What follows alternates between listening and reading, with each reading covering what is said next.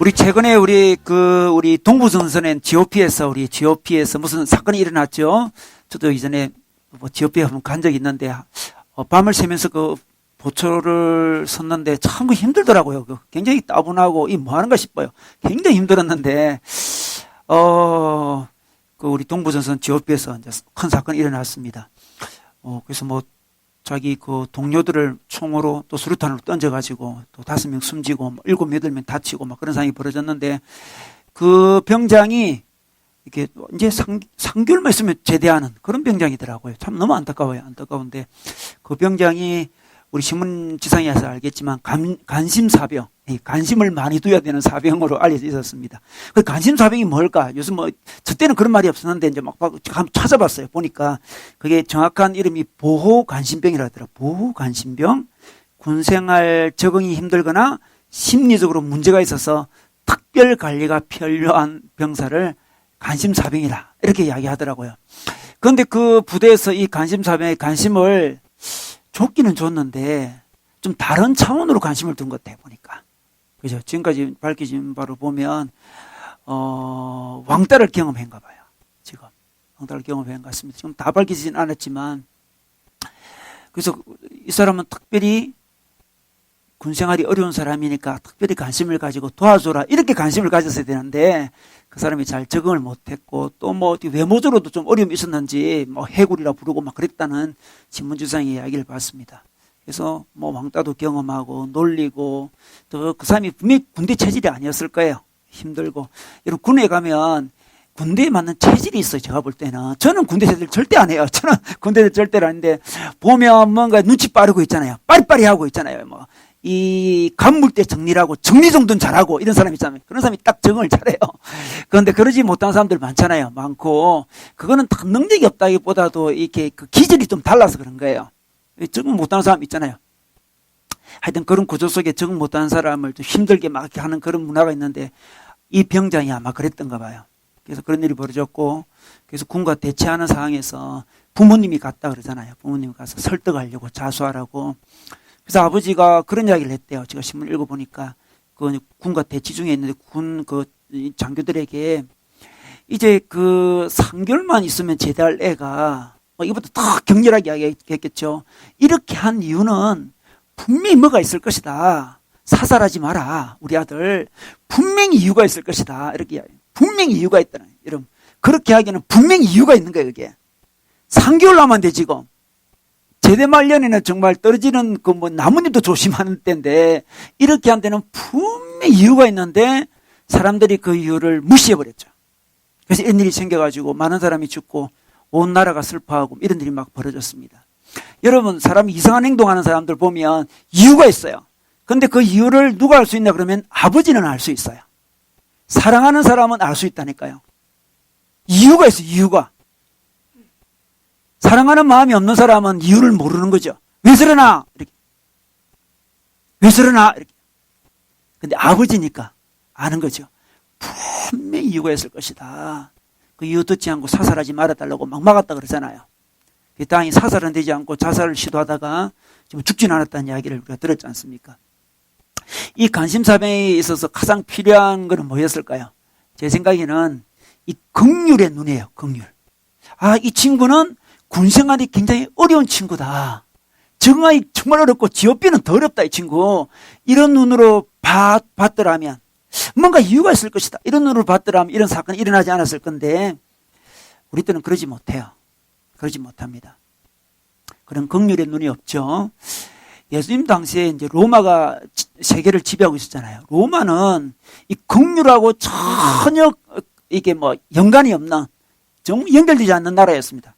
이 로마는 이 4가지 덕목이 있었는데요. 그게 용기, 절제, 정의, 지혜 이런 거였습니다. 4가지 덕목이었습니다. 자비, 긍휼 이런 거는 나약함의 표시였습니다. 절대로 그런 이야기 하지 않습니다. 긍휼은 영혼의 질병이라 그랬어요. 오늘 우리 주님은 좀 다른 이야기를 하는데, 긍휼한 자가 복이 있다 그러는데, 로마 시대는 긍휼은 질병이었어요. 로마 사람들은 자기를 힘들게 하고 어렵게 하는 사람에게 맞받아 쳐서 원수를 갚는 것이 미덕이었습니다. 긍휼하고 자비를 베푸고 이런 것은 가문의 수치였어요. 가문의 수치. 원수를 대갚아야 돼요. 대갚아야 돼요. 갚지 않았습니다. 대갚아야 되는데 주님을 아는 자는 그걸 갚지 않는 거죠. 이런 로마 사회였습니다. 로마 사회에 우리 예수님은 오늘 참 이상한 이야기를 하고 있습니다. 마태복음 5장 7절 볼까요? 다 같이 한번 읽어보겠습니다. 긍휼히 여기는 자, 시작.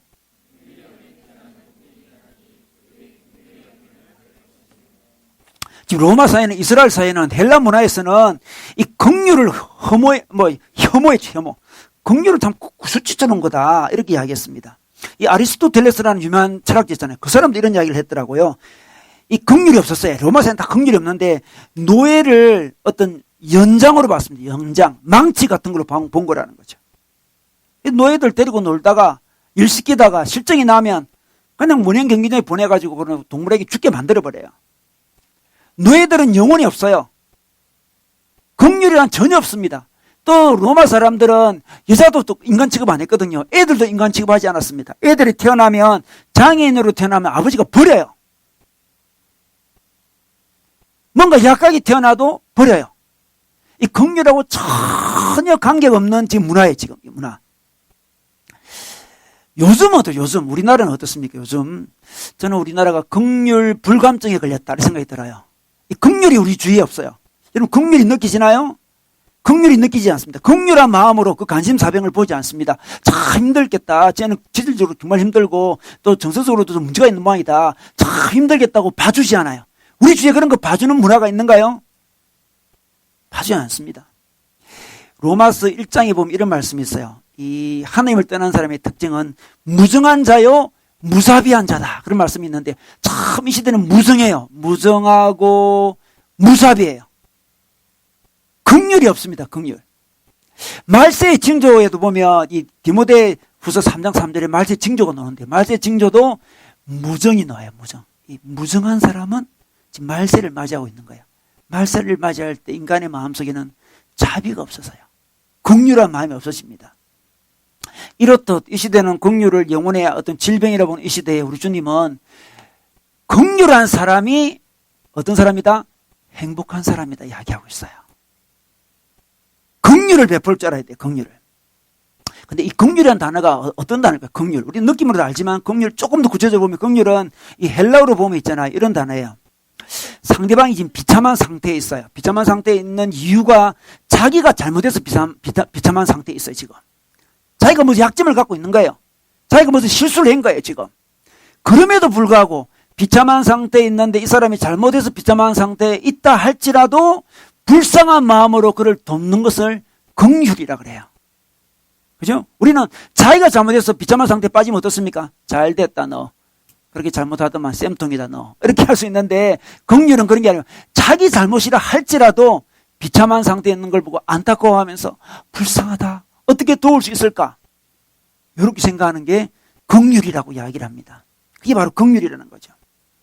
또 이 히브리어 보면 또 그런 말씀이에요. 히브리어 보면 라함이라고 있는데 라함이라는 히브리 단어가 있는데 그것은 엄마의 자궁이라는 거예요. 엄마의 자궁.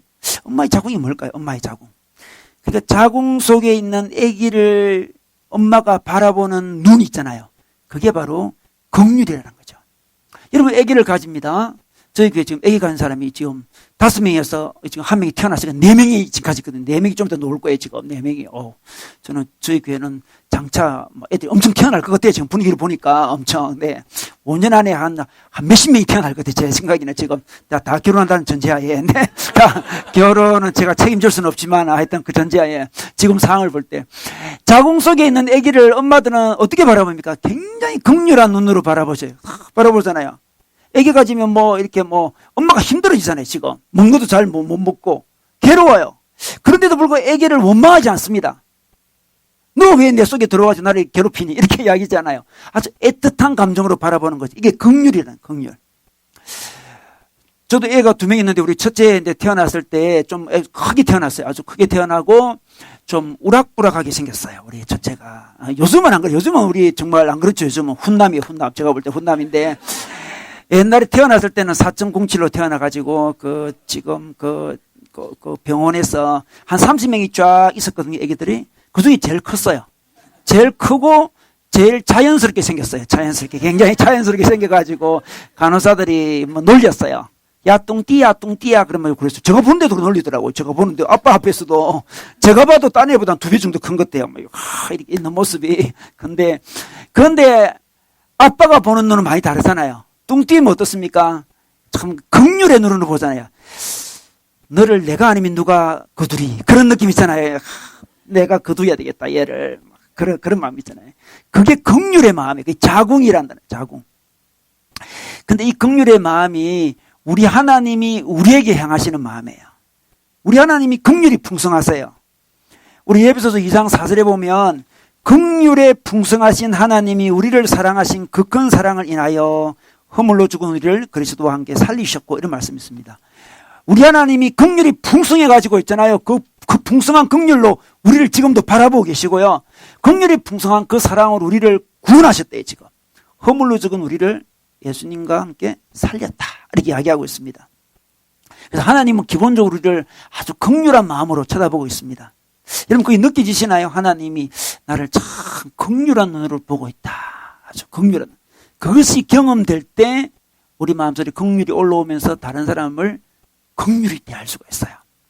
우리 시편 103편 볼까요? 103편에 이런 말씀이 있습니다. 아비가 자식을 불쌍히 여긴 같이 여호와께서 자기를 경외한 자를 불쌍히 여기시나니 이는 저가 우리의 체질을 아시며 우리가 진토임을 기억하심이로다. 우리 하나님 우리를 바라볼 때 어떻게 본다? 우리 체질을 안다는 거죠. 우리는 진토라는 것을 알고 계시다는 거죠. 여러분 우리 인간은 참 깨어지기 쉽습니다. 우리 모두가 다 그래요. 우리는 진토가 흙먼지잖아요. 흙먼지 같은 존재예요. 어느 순간 무너지기 쉬워요. 하나님 우리를 볼 때 제가 깨질 것 같다. 무너질 것 같다. 환란이 오면 금이 갈 애다. 이렇게 보신다는 거죠. 이런 사람들은 강하게 보이지만 가만히 보면 다 질그릇 같은 사람들이에요. 다 우리 연약하고 약한 존재들입니다. 하나님 그걸 다 아십니다. 한순간에 산산조각이 날 수 있는 존재예요. 주님이 너무나 잘 아십니다. 흙처럼 한순간에 무너질 수 있는 인간이 바로 이 내가 지은 인간이다. 알고 계세요. 우리 주님 우리를 아십니다. 우리 체질을 아시고 우리가 진도뿐임을 알고 계세요. 그 사랑으로 지금 그 긍휼로 우리를 바라보고 있어요. 여러분 사실 우리가 그렇지 않습니까? 우리 참 깨어지기 쉬워요. 여러분 자기가 강하다는 사람이 있나요? 나 절대 깨어지지 않으리. 나 금가지 않는다. 환란이 와도 넘어지지 않는다. 그런 사람 있나요? 우리는 자기를 잘 알아요. 하나님은 더 잘 알죠. 우리는 깨어지기 쉬운 연약한 존재예요. 하나님 우리를 바라볼 때 그렇게 봅니다. 우리가 다른 사람을 볼 때도 그렇게 봐야 되죠. 저 사람도 깨어지기 쉬운 자다. 여러분 겉으로 거친 사람들 있잖아요. 내면도 거친 게 아니에요. 그 사람도 약한 사람이에요. 겉으로 그냥 숨기려고 그런지도 모르죠. 기본적으로 주님 우리를 딱 바라볼 때 깨어지기 쉽구나. 제가 부서지기 쉽다. 넘어지기 쉽다. 그렇게 바라보고 있어요. 우리 마태복음 12장에도 보니까 상한 갈대를 꺾지 아니하며 이런 말씀 있죠. 하나님 우리를 볼 때 상한 갈대로 봅니다. 꺼져가는 심지로 봅니다. 꺼져가는 심지를 끄지 아니하기를 이런 말씀이 있습니다. 여러분 우리가 서로에게 바라볼 때 야 상한 갈대야 이렇게 바라볼 수 있다면 얼마나 긍휼이 일어나겠습니까? 우리 옆에 있는 사람을 바라보면서 상한 갈대야 사랑한다 이렇게 한번 해볼까요? 옆에 있는 사람에게 인사하겠습니다. 상한 갈대야. 예, 상한 갈대입니다. 상한 갈대요. 이거 정말 이거 우리는 다 상한 갈대입니다. 요걸 딱 경험할 때 긍휼한 마음이 들어요. 긍휼한 마음이. 불쌍한 마음이 들어요. 불쌍한 마음이. 제가 어느 글을 보니까 이제 부부가 엄청 깊이 사랑할 때는 60대가 되면 사랑하는데 60대가 되면 저는 한 10년 남았는데 60대가 되면 사랑하는데 60대가 되면 한없이 상대방이 불쌍히 보인대요. 참 불쌍하대요. 어찌 불쌍할까? 나랑 산다고 참 고생 많다. 그런 생각이 들면서 그때 진짜 사랑이에요 지금. 이 30대 사랑은 그 어설픈 사랑이고요. 60대 사랑. 너무나 불쌍해 보여요. 긍휼한 마음이 들어요. 그게 진짜 사랑이라는 거예요. 그런데 있잖아요. 우리 주님 우리에게 이 긍휼을 소개해주고 있습니다. 우리 대인관계를 가질 때, 사람과의 관계를 가질 때, 이웃과의 관계를 가질 때 이 마음을 딱 가지고 있으면 어떻게 된다? 복이 온다고 이야기를 하고 있어요. 상대방을 딱 볼 때 오늘도 상한 갈대를 한 명 만나러 가는구나 이렇게. 그죠? 오늘도 직장에 가면 수많은 갈대들이 휘날리고 있겠지. 흔들리고 있겠구나. 우리 사장님 가장 큰 상황 갈 때 크기는 크나 너무나 많이 흔들리고 있어요. 내가 톡 건드리면 부서질 것만 같아. 부러질 것만 같아. 우리 사장님이에요. 그죠? 저는 우리 박근혜 대통령도 상황 갈 때라고 생각해요. 너무나 여전사처럼 보이지만 한방 우리가 뭐라 그러면 부러질지도 몰라요. 우리 모두는 다 상황 갈 때예요. 상황 갈 때. 심지가 꺼져가고 있어요. 지금 꺼져가고 있는. 여러분 우리가 팔복 말씀을 듣는데 첫 번째 복, 두 번째 복, 세 번째 복, 네 번째 복은 하나님과의 어떤 관계를 이야기합니다. 우리 하나님과 관계 속에서 우리는 어떤 태도를 가져야 된다? 마음이 가난해야 된다. 애통해야 된다. 온유해야 된다. 의에 줄이고 목말라야 된다. 이건 네 가지 하나님과 관계 속에 우리 태도를 이야기하는데 오늘 말씀부터는 대인관계를 이야기해요. 대인관계에서 어떻게 하면 행복이 온다는 이야기를 하고 있는데 대인관계는 어떻게 해야 된다? 첫 번째로 긍휼히 여겨야 된다. 상대방을. 여러분 우리 인간은 이 공동체로밖에 살아갈 수가 없어요. 혼자 살아갈 수 절대 없습니다. 우리는 다 같이 살아갈 수밖에 없어요. 태어나도 가족이 있잖아요. 학교 가도 뭐 친구들이 있고요. 직장에 가도 뭐 또 여러 동료들이 있고 교회도 공동체잖아요. 공동체입니다. 공동체. 우리는 공동체를 떠나서 절대로 살 수가 없어요. 혼자 살 수 없는 존재예요. 결혼하면 얼마나 공동체가 강하게 형성됩니까? 그런데 어쩔 수 없는 우리 공동체. 그 공동체를 살아갈 때 우리는 행복한 삶을 살려면 어떻게 된다? 상대방을 긍휼히 여겨야 돼요. 긍휼히. 그래서 우리 주님이 긍휼이라는 것을 이제 아기를 통해서 좀 알려줘요. 이 긍휼을 못 배우는 사람들이, 젊은 사람들이 긍휼을 배울 수 있는 기회가 아기를 낳을 때 있잖아요. 아기를 딱 낳았습니다. 굉장히 긍휼히 여기지잖아요. 자기만 쳐다보고 있어요, 걔가. 그죠? 자기만 쳐다보고 있잖아요, 이거. 온전히 자기만 바라보고 있어요. 그래서 어느 자매 그러더라고요. 자기 애를 낳았는데, 온전히 나만 쳐다보는 애가 있다. 너무나 나약한 애, 너무나 연약한 애가 있더라는 거죠. 근데 걔를 도와주면서 자기 애기를 도와주면서 자기가 참 이 보람을 느낀대요. 삶의 의미를 느낀대요. 우리 애기 엄마도 좀 그렇죠? 삶의 의미를 느낀다는 거죠. 긍휼을 베푸는데 애기도 좋고 자기도 좋아요. 참 놀랍죠? 긍휼을 내가 베푸는데 내가 기뻐져요. 내가 존재의 의미를 느끼는 거죠. 내가 참 기쁘네. 내가 참 기쁘다. 그래서 우리 하나님을 아는 자는 기본적으로 긍휼이 몸에 배어 있어야 돼요. 긍휼. 그게 행복의 자세예요. 여러분 우리가 신앙을 자칫 오해하게 되면 자꾸 하나님 관계만 생각할 수 있는데 여러분 신앙이 자꾸 성장하다 보면 인간성이 좋아지게 돼 있어요. 그죠? 어떤 분은 신앙은 굉장히 좋을 건데 인간성에 좀 문제가 있는 듯하게 보이는 사람이 있잖아요. 아직 성숙이 덜 돼서 그렇습니다. 뭔가 영적인데 비인격적인 거 있잖아요. 그런 거, 그것은 긍휼의 마음을 훈련하지 못했기 때문에 그렇습니다. 아름다운 영성을 소유해야 돼요. 인간적이어야 됩니다, 사람이. 따뜻해야 돼요, 사람이. 대인관계 긍휼을 갖고 있기 때문에 따뜻함이 전해질 수밖에 없는 거죠. 하나님과 뭐 너무나 친한 것 같은데 뭔가 가까이 하기에는 먼 당신 있잖아요. 그런 거. 그것은 이 네 번째부터, 이 다섯 번째부터 이 복을 잘 알지 못해서 그래요. 자꾸 하나님 관계 속에서 뭐 경건하고 하나님을 사랑하고 그런 모습을 이야기를 많이 하는데 뭔가 그 사람들의 이야기를 들으면 뭔가 따뜻하지가 않아요. 뭔가 거리감이 막 느껴져요. 그죠? 제가 아는 어느 목사님이 한 번은 이제 전도를 했대요. 이제 버스 안에서. 요즘 버스 안에 전도하는 경우 잘 없지만 이제 전도를 하는데 떨리는 마음, 청년 시절이었죠. 떨리는 마음으로 이렇게 내가 오늘 용기를 내 전도를 해야 될 텐데 하면서 어떡하나 하면서 딱 이제 앉았는데 옆에 어느 아주머니가 앉아 있더래요. 앉아 있는데 용기를 내가지고 이제 전도지를 꺼내가지고 아주머니 하면서 이렇게 해서 뚝 주니까 아주머니가 떡 보더만은 할렐루야 그러더래요. 갑자기 우와 전도하시네. 믿음이 좋구만 청년 훌륭해 하면서 나는 어느 게 뭐 건산대 하면서 쫙 이야기를 하더래요. 그래서 전도를 안 해도 되는 뭐 상황은 됐긴 했지만 굉장히 부담스러웠대. 그 권사님이 막 이렇게 이야기하는데 청년 예수를 믿으려면 무조건 성공을 내야 돼. 성공을 내야 전도를 할 수 있어. 청년 성공했나? 예, 지금 나는 너 큰 교회 건산되면 쫙 자기를 이야기하는데 정말 너무 부담스러웠대요. 그 느낌이, 그 향기가 안 나는 거 있죠. 청년 어느 교회 다녀? 그런 이름 없는 교회 다니면 안 돼! 하면서 막 이야기를 하는 거죠. 교회도 우리 교회 같은 교회를 다녀야 돼. 비리비리한 교회 다니면 안 되고, 막 이렇게 이야기를 하는데, 여러분 느낌이 어떻습니까? 그 느낌을 받을 때 따뜻하다. 예수님의 긍휼과 사랑이 느끼신다. 그런 거 아니잖아요, 지금. 그런 거 아니에요, 뭔가. 자기 의가 막 가득 차 있어요. 영성이라는 것은 우리 하나님과 관계만 있는 게 아니에요. 우리 하나님은 행복하려면 기본적으로 다른 사람을 향해서 긍휼한 마음이 있어야 돼요. 그래서 크리스찬 휴머니즘이죠. 기독교인데 휴머니즘을 가져야 돼요. 존경스러움만 탁 발달된 사람 있잖아요. 바리새인처럼. 그런 사람. 경건의 형식만 남는 사람.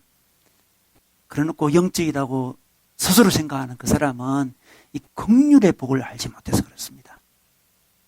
그런데 있잖아요. 이 긍휼은 우리 하나님의 긍휼을 많이 경험하면 경험할수록 자기가 긍휼을 베풀게 돼요. 결국 사람은 자기가 받은 것을 나누게 될 수밖에 없어요. 군에도 마찬가지죠. 군에서 어릴 때 막 기합을 엄청 많이 받은 친구들은 자기가 병장이 되면 기합을 많이 줘요. 자기도 모르게. 왜 그렇습니까? 기합을 많이 받아봐가지고 몸에 기합 다 남아있어요. 사람은 어쩔 수 없거든. 받은 대로 내려가기 때문에 그렇습니다. 우리 며느리도 시어머니가 아주 시집살이를 심하게 시킨 며느리들은 어떻습니까? 그게 몸에 남아있어요. 그 자기가 시어머니 되면 또 시집살 또 시켜요. 그죠? 몸에 많이 기압이 남아있는 거죠, 지금. 그죠? 마찬가지로 하나님 앞에 우리가 긍휼을 많이 받아놔야 돼요. 그 몸에 하나님의 긍휼이 굉장히 많아요. 나 같은 죄인 살리신 주은혜 놀라 긍휼이 내게 가득 있어요. 하나 정말 부족한 자고 내가 비참해진 것도 내 죄 때문에 그랬고 내가 실수해서 그랬고 내가 부족해서 다 그랬음에도 불구하고 하나님이 무한히 엄마가 아기를 바라보듯이 무한히 하나님 나를 사랑해 주셨어요. 긍휼을 베풀어 주셨습니다. 그 긍휼이 가득 차 있어요. 내게. 가득 차 있는 긍휼이 다른 사람에게 흘러가는 거죠. 그러면서 긍휼은 우리가 통로.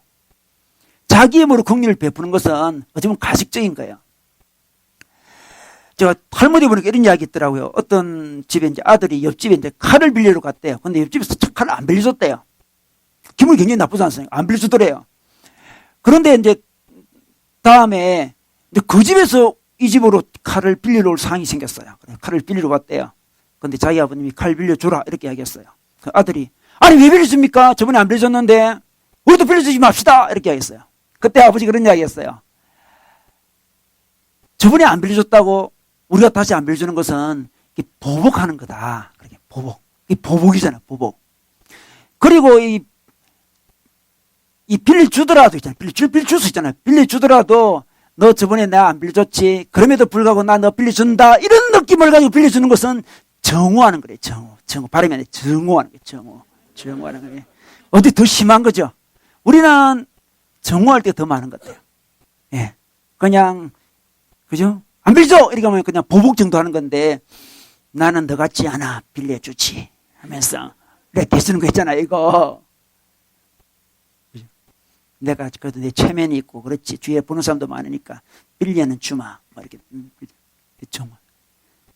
그런데 지난번에 안 빌려준 걸 다 잊어버리고 빈 마음으로 빌려주는 게 긍휼이다. 이렇게 자기 아버지가 이야기했습니다. 그게 긍휼인 거예요.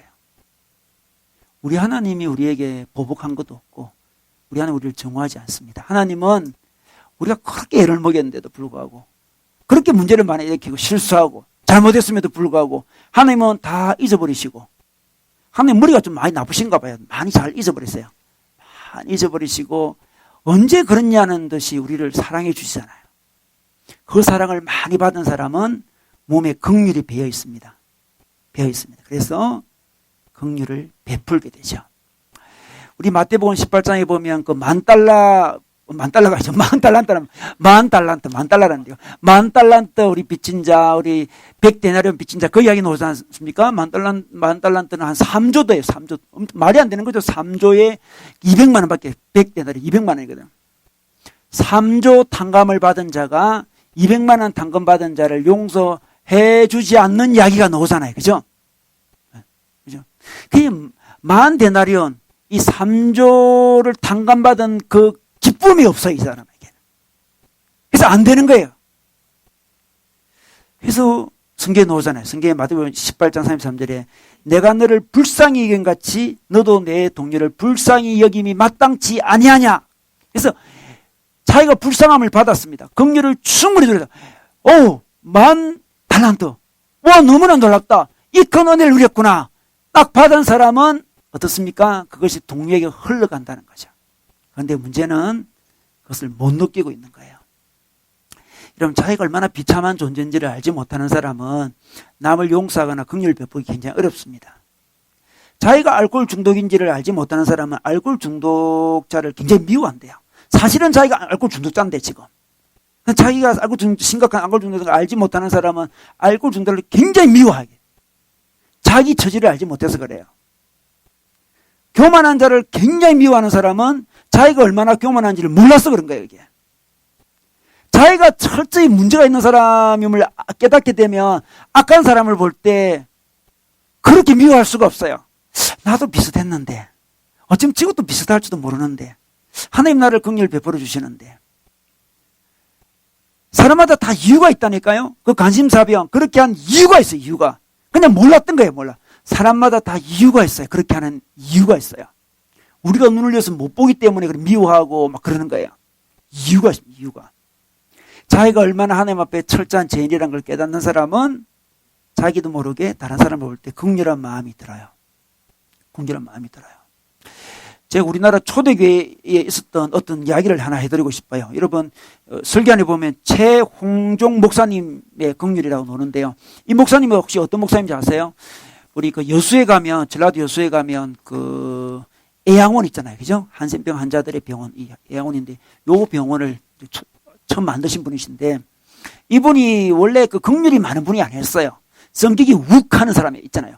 욱 하는 그런 사람이었는데, 이 사람이 이제 그러니까 전라도 강주에서 처음으로 하나님을 만난 사람인데, 이분이 어느 날 이제 그 선교사님을 만나게 되었어요. 선교사 만나게 된 이유도 뭐 자기가 욱하는 성격도 있고 막 그래가지고 또 약간 나쁜 의도로 이제 선교사님께 접근했어요. 저 외국 사람이 어떤 사람일까 해가지고 그 집에 뭐 이제 그냥 들어갔어요. 그냥 좋은 의도가 나쁜 의도로 뭐가 좀 도움이 될 게 있지 않을까 싶어 들어갔는데, 거기서 그 선교사님들의 그 긍휼을 봤어요. 긍휼을. 어떤 문둥병 환자가 있었는데, 우리 한신병 환자가 있었는데, 그 환자를 너무나 긍휼스럽게 대하는 선교사님의 모습을 봤어요. 그래서 그 환자를 안고 말에 태우는데 환자가 들고 다니는 지팡이가 있었는데 지팡이가 떨어졌어요. 그래서 이 최홍정 이 목사님께 이제 그 선교사님이 이야기했대요. 저 지팡이 좀 들어줘 이렇게 하겠대. 자기가 이제 사람을 들고 있으니까 이렇게 떨어진 지팡이 좀 들어줘라 했는데 끝내 자기는 지팡이를 못 들었대요. 그 문둥병 옮길까봐, 전염될까봐. 끝내 못 드는 것이 끝내. 이게 한센병도 이게 전염되는 게 있고 전염 안 되는 게 있거든요. 전염 안 되는 환자였던가 봐요. 안아가지고 올릴 때 지팡이가 떨어졌는데 지팡이를 못 들었대요, 자기가. 지팡이 좀 다오 했는데도 지팡이를 못 들어요. 끝내 거부했대. 집에 들어 조용히 생각해 봤대요. 저 사람들은 우리나라 사람도 아닌데 왜 그리 우리에게 저렇게 사랑을 베푸나.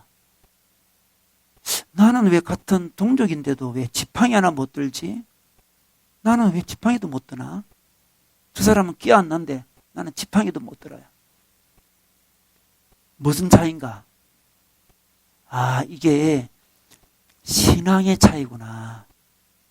그것을 깨달았대요. 저 사람은 기독교 신앙을 가졌으니까 저렇게 할 수 있구나. 큰 깨달음이 왔습니다. 나는 하나님께 그런 사랑을 받은 적이 없고 저분들은 하나님께 그런 사랑을 받았기에 저렇게 하구나. 그래서 그가 하나님을 믿게 되었어요. 그래서 그가 애양원을 만들었죠.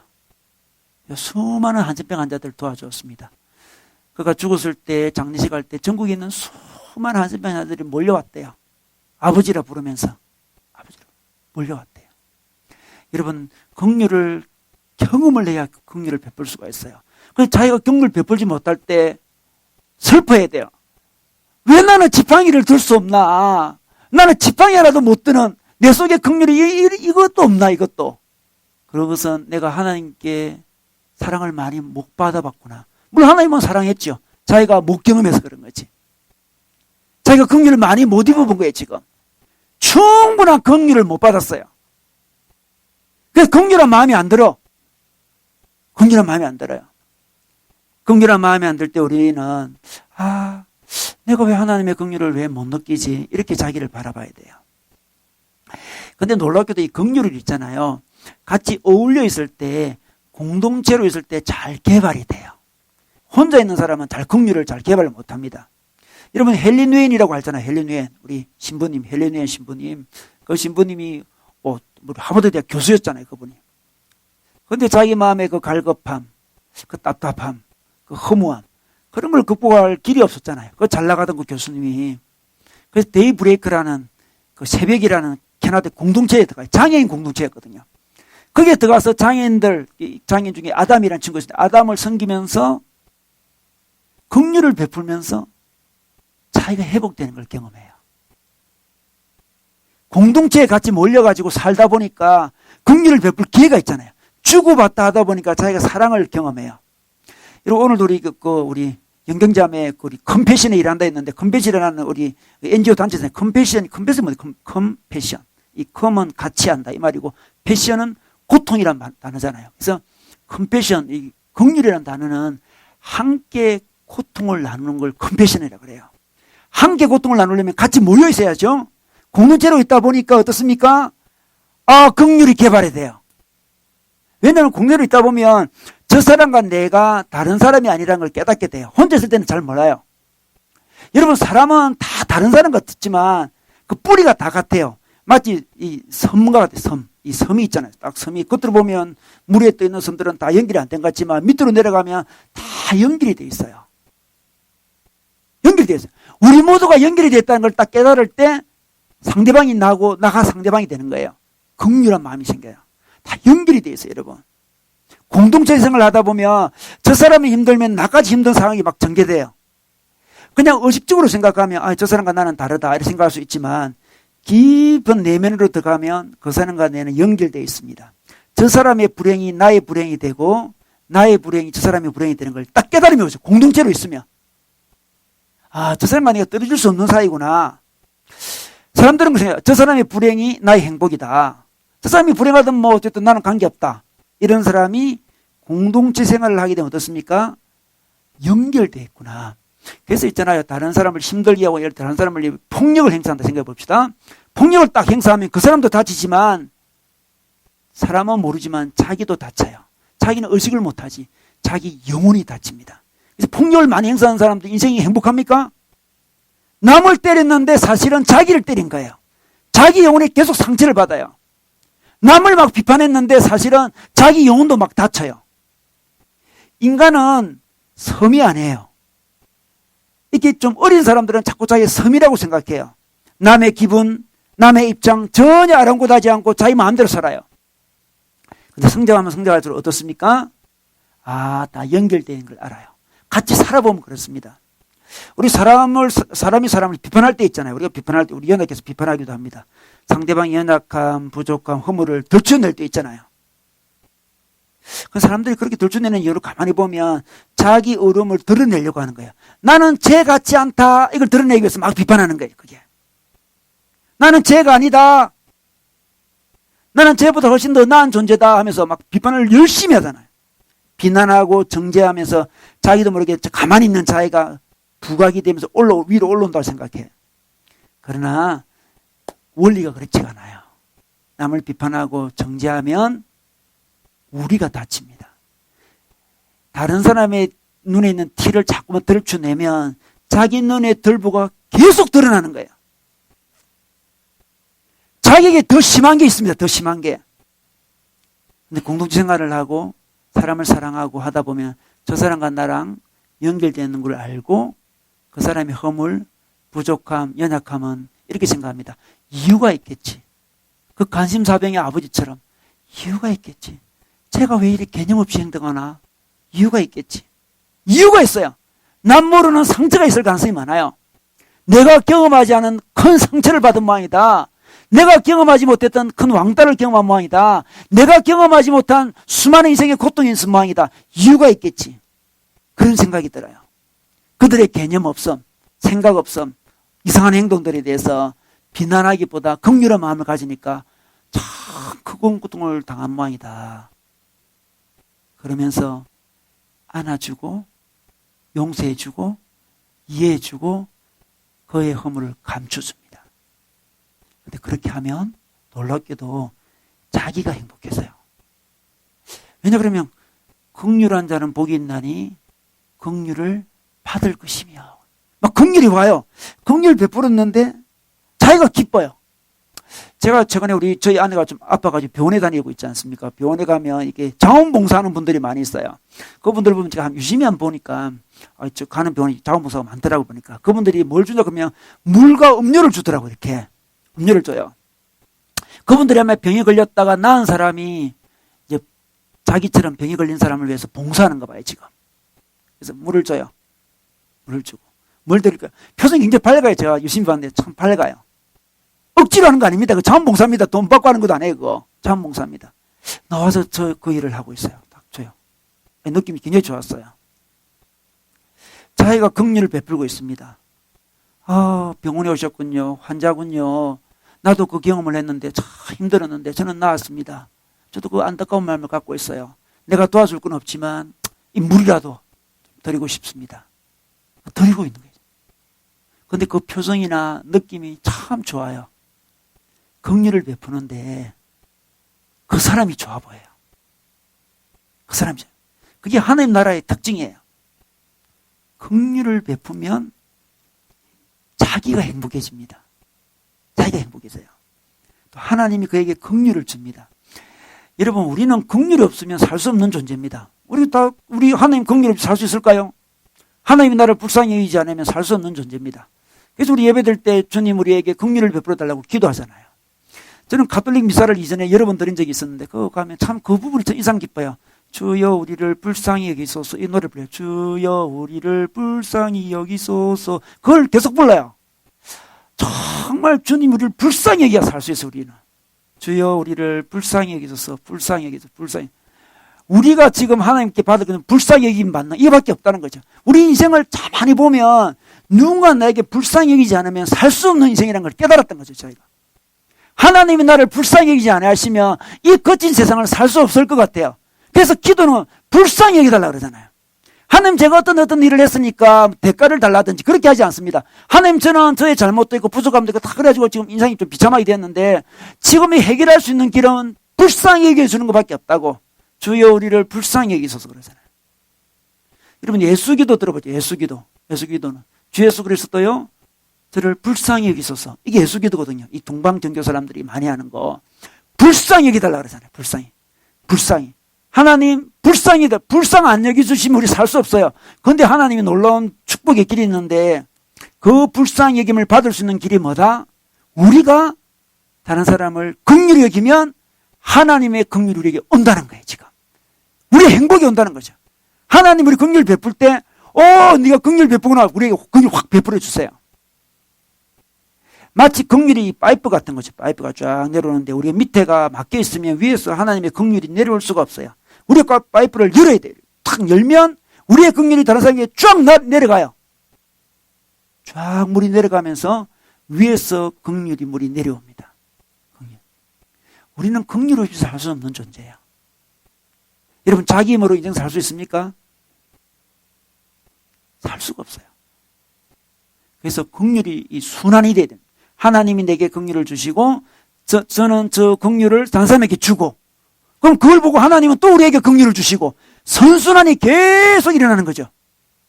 근데 우리가 긍휼을 딱 하지 않으면 긍휼이 콱 막혀버려요. 순환이 일어나지 않습니다.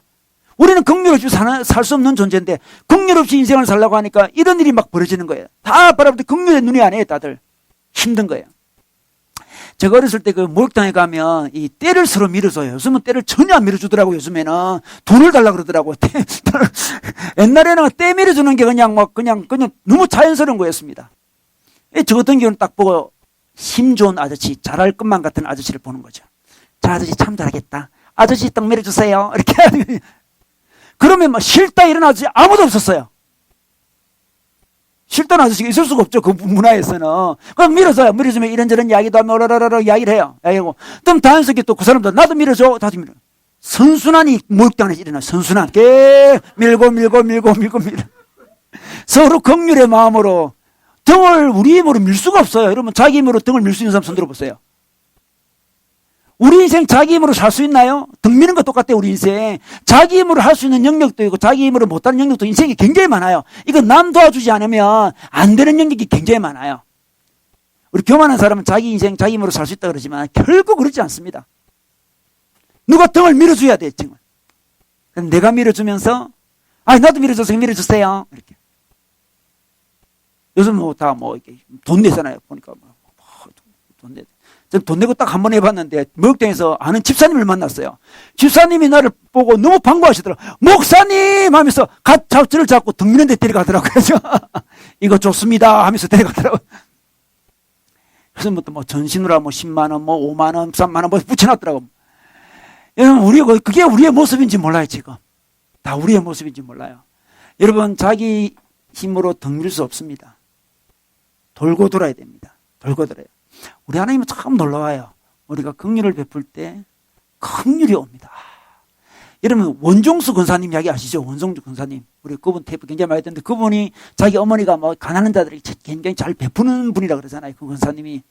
어느 거지를 잘 베풀었대요. 그래가지고 자기는 싫은데 그 거지 옷 벗겨라 해가지고 있잖아요. 씻어야 되니까 옷을 벗기는데 손으로 안 벗기고 나무 있잖아요. 나무 가지고 벗겼대요. 이렇게 자기가 벗겼대요. 그럼에도 불구하고 그 긍휼에 대한 하나님이 보답이 있었대요. 하나님, 뭐 줄까? 우리 원종수 권사님이 공부를 그렇게 잘하는 사람은 아니었어요. 대성고등학교 출신인데 그걸 잘하지 못했는데 하나님이 엄청난 은사를 주셔, 긍휼을 주셔가지고 워낙 집도 가난하고 하니까 공부를 엄청 잘하게 해주셨는데 책이 보이는 은사를 주셨어요. 책이 보이는. 싹 하면 책이 넘어가요. 샥. 놀랍죠? 샥 넘어가요. 그래가지고 공부도 별로 못하신 분이 서울대 의대에 붙었잖아요, 그분이. 근데 수학은 좀 못했대요. 수학은 넘겨도 답이 안 보이더래요, 수학은 넘겨도 답이 안 보여요. 수학은 못 쳤어요, 그래가지고. 근데 졸업할 때는 수석이 됐잖아요, 그분이. 대학교 교재는 답이 다 있는가 봐요. 그래서 미국에 갔는데 자기가 너무 잘 아니까, 그냥 쏙 하면 책이 다 보이니까 그냥. 교수님이 13.2%다 그러면, 아니에요, 13.2.1%예요. 이렇게 늘 이야기를 해요. 교수님이 긴장을 하더래요. 너무 잘하니까, 구체적인 걸 너무 잘하니까, 싹싹 넘기면 다 보이니까. 교수님이 강의하면 자기에게 늘 묻더래요. 맞냐? Right? 늘 묻더래요. Right? 늘 물어요. 자기는 물어요. 늘 물어요. 여러분, 하나님은 이런 또 은사를 주실 때가 있는데, 우리가 긍휼을 베풀 때 하나님이 준비하고 계세요. 어떤 긍휼을 줄까? 우리가 사람들을 도울 때가 있는데요.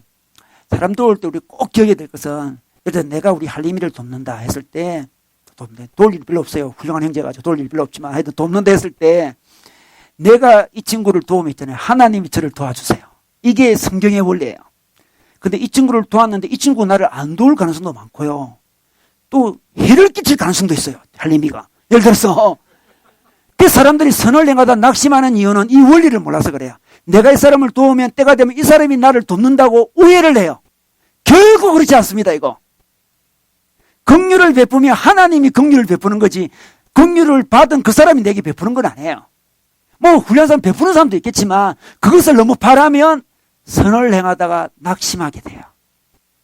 절대로 그 사람이 또 피드백을 줄 줄 믿고 하는 것은 긍휼도 아니에요. 그건 투자하는 거지.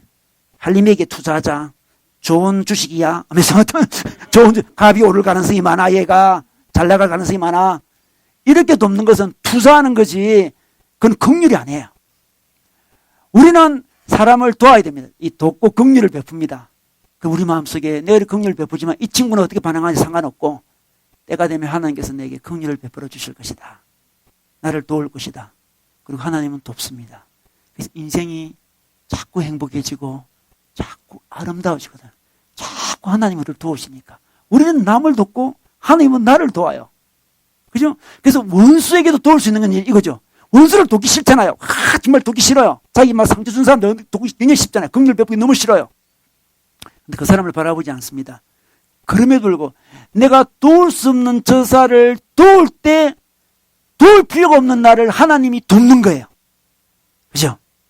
하나님 우리에게 긍휼을 베풀 필요가 있습니까? 우리가 하나님 앞에 뭘 잘했다고? 전혀 필요 없어요. 전혀 무가치한 존재들이에요. 우리는. 애도 많이 먹이고 사고도 많이 쳤고 우리 하나님 앞에.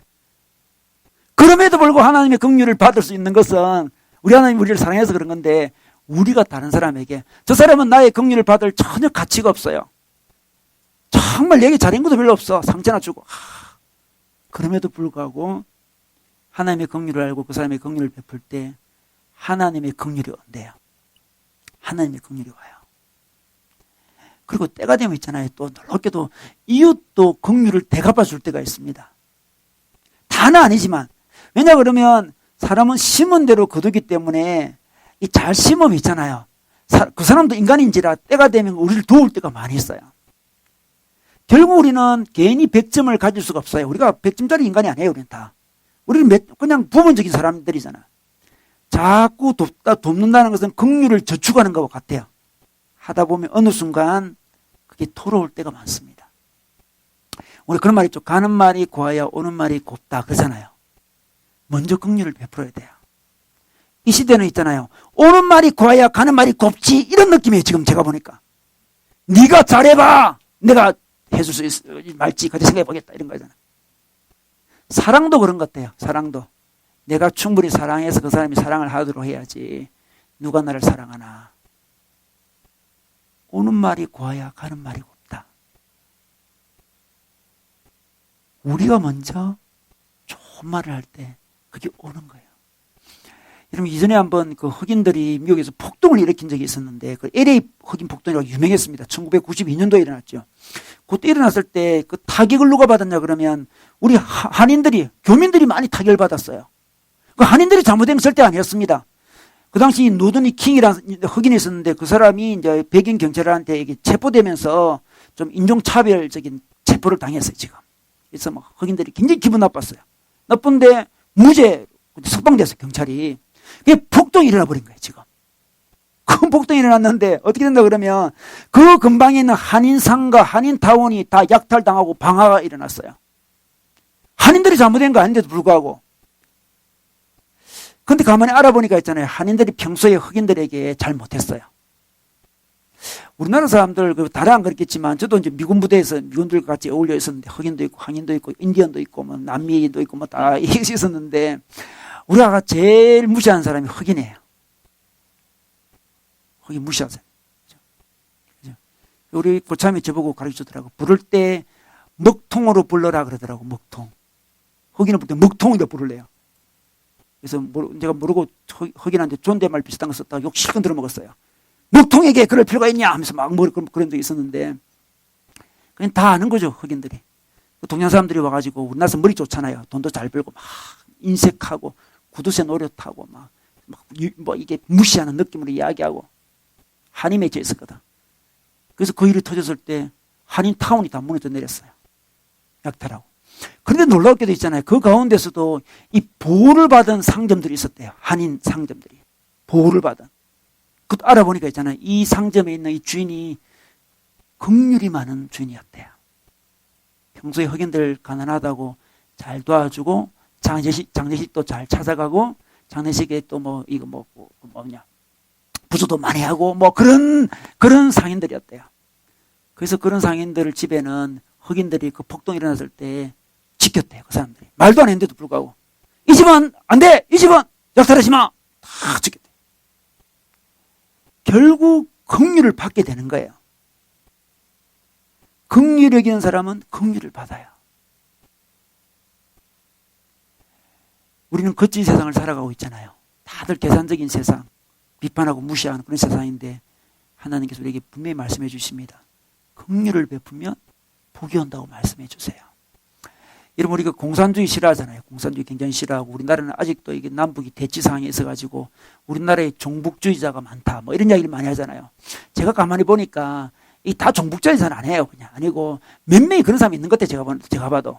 제가 또 옛날 학생운동도 좀 알고 하니까 몇 명이 보니까 종북주의 몇 명 있는 것 같아요. 소수가 있는 것 같은데 그런 사람이 왜 태어났습니까 여러분? 그것은 가진 자가 긍휼을 베풀지 않아서 일어난 일이에요. 긍휼을 베풀지 않으면 공산주의가 세상을 지배하게 돼 있어요. 가진 사람이 전혀 나누지 않고 긍휼을 베풀지 않으니까 그런 운동이 일어날 수밖에 없는 거죠. 핵심은 문제는 거기에 있었던 거예요 지금. 종부주의 있다 없다 그게 핵심이 아니에요 지금. 공산주의가 핵심이 아니에요. 아무도 돌보지 않으니까 가난한 자를 아무도 돌보지 긍휼이 없고 자기 욕심껏 살고 막 긍휼에 태만하고 막 그래. 긍휼에 태만하면 결국 그런 일이 벌어진다는 거죠. 긍휼이 공산주의를 막을 수 있습니다. 우리 모두는 참 긍휼을 원해요. 저도 참 긍휼을 다 원하잖아요, 지금. 근데 긍휼을 베풀질 않습니다. 우리나라 사회가 베풀질 않아요. 먼저 긍휼을 자기가 먼저 베풀어야 돼요. 하나님 우리에게 분명히 약속해 주셨습니다. 네가 긍휼을 베푸면 하나님의 긍휼도 맛보고 사람이 때가 되면 내게 긍휼을 되돌려 준다고 오늘 분명히 우리에게 말씀해 주고 있습니다. 그리고 다 사람들은 긍휼이 필요해요. 다 거창하게 보이더라도 다 긍휼이 필요한 사람들입니다. 우리 주위에 긍휼이 필요 없을 것 같은 사람 있나요? 아닙니다. 가만히 보면 다 긍휼이 필요해요. 내가 안 도와줘도 될 것만 같은 사람이 있는지 모르겠지만 가만히 보면 다 약한 존재들이고 끼어질 존재들이고 이 진토 같은 존재들입니다. 딱 볼 때 상한 갈 때구나 진토구나 이런 모습으로 딱 볼 때 어느 순간 우리 인생이 복되진다고 주님께서 말씀하고 있습니다. 여러분 행복하고 싶으십니까? 대인관계 잘하고 싶으십니까? 긍휼을 받고 싶으십니까? 그러면 먼저 주님의 말씀에 따라 긍휼을 베푸는 자가 되기를 주의 이름으로 축원합니다.